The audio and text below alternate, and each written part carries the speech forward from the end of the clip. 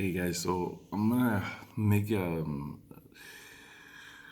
gonna make it clear. I'm gonna be talking a little bit about the stars here and star patterns and stuff like that.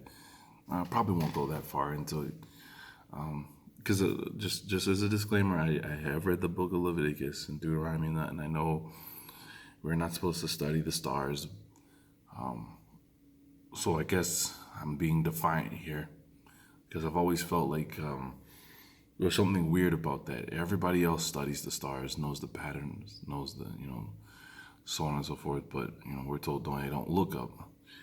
So I'm just saying I'm defiant, I guess, in that manner, and I'll answer for it because I'm just curious as to why we're not supposed to look up when it seems like everybody else is looking to the stars to figure out what's going on. Okay, there I said it. So as I'm crossing from one part of my job to the other, I started noticing this year that the summer triangle barely shows up at night. And I thought that was weird because the last 3 years it's been the sky strong, and I've noticed it. I've watched the different patterns that the triangle makes, but this time I've just noticed it's barely there. So I went back to this website where I first read about the summer triangle, and I've been reading, just trying to figure out if there's anyone else written why is this year it would do such a thing. And I ran across this, and I've never even heard of this. The pentagram pattern of Venus circle. That's something that everyone's always talked about too. You take these and they'll make a perfect circle, and I thought that was pretty interesting because I never thought of it that way. But yeah, it talks about there's the five planets that you'll see on the horizon that make up the morning star: Jupiter, Saturn, the black sun, the useless sun, the sun that doesn't give any light, Mars, right? Mercury, and then what's the thing? Venus. And they say Venus is the most important of all. I think it's interesting. Neptune, Pluto, and Uranus are not really mentioned at all in these articles. But as I was reading about that, I just wanted to see and if there was other stuff about this. And like, check this out. Just those things came up. Just one thing led to another, and I ended up reading about this. Check this out. The Morning Star, the weapon.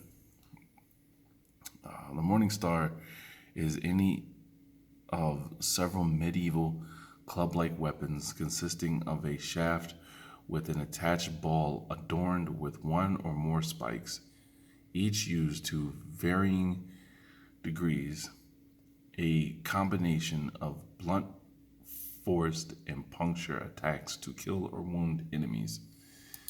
And then they give you an example of what it's supposed to be there.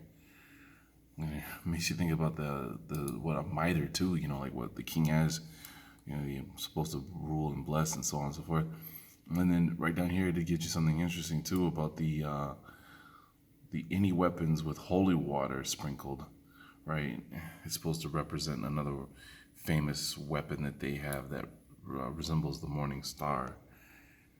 So, it's just, how it is. You get done, you start reading, and one thing leads to another, leads to another, leads to another, and you're like, wow, where did I find myself? And then check this out, right?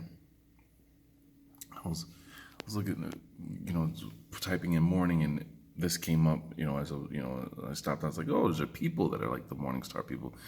No, not quite. Or maybe, a smarter person knows if they are or not. But check this out. Check this out. These are, I want to make sure I get the pronunciation right. Moro. Yeah, Moro, a Muslim inhabitant of the Philippines. Check this out. This is what just stopped me dead in my tracks. I'm like, what in the world is this? The term, the term Moro comes into use during the Spanish colonized period by the Spanish. It was originally used to refer to the Muslims who ruled Muslim Spain. So, and this right down here, it says, they said that there are in this country Moors, and then it says Moros, like those of the Barbary, and so why they keep they're interchangeable, and that their strength is arms. I'm sorry, their strength is in arms is quite equal to that of those people, and that they fight and defend themselves like the Turks. I'm gonna see if I can zoom in so you can see it, because I know I didn't read that smoothly. Check that out. Now I don't get this right because I mean they list this, but I want you to see the pictures and I don't. They're like the Moors.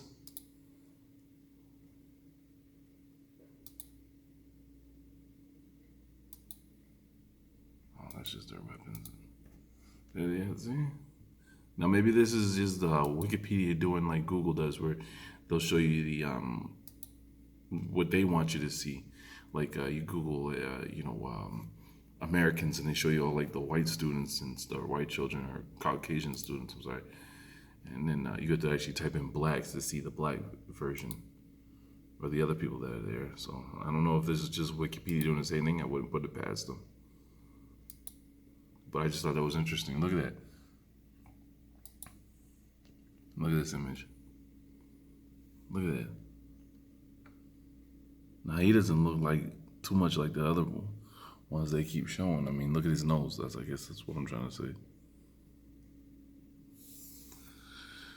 It says Moral Warrior displays body armor, a Spanish influenced helmet. So the helmet is Spanish influenced, but the rest of the body armor, it didn't say that.